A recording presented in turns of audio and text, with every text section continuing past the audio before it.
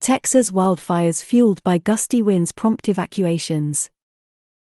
Low humidity and gusty winds are fueling multiple wildfires in Texas, burning homes and other structures and prompting evacuations of small communities. Eastland, Texas. Low humidity and gusty winds fueled multiple wildfires Friday in Texas, burning homes and other structures and prompting evacuations of small communities. Several wildfires merged to form what fire officials call a complex that was burning near Eastland, about 120 miles, 195 kilometers, west of Dallas.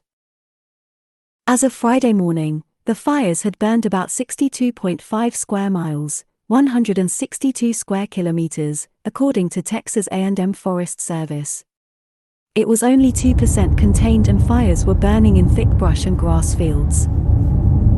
About 18,000 people live in Eastland County, where the large fire was burning. Other smaller fires were burning throughout other areas of Texas, and Thursday's low humidity and high winds created an ideal scenario for the blazes to quickly grow out of control.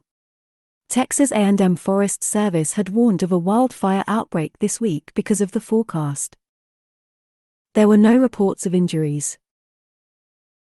A nursing home in Rising Star was evacuated and residents were taken to a community center, Eastland County today reported.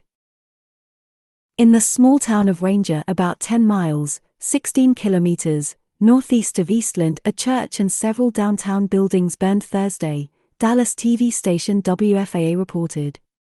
The fire, which was fueled by high winds, may have started from a barbecue pit, Ranger Fire Department Chief Darrell Fox said. "We had everything ready throughout the county," Fox said. "But when we have the winds like there was, and the humidity down to nothing, this is what you're going to get."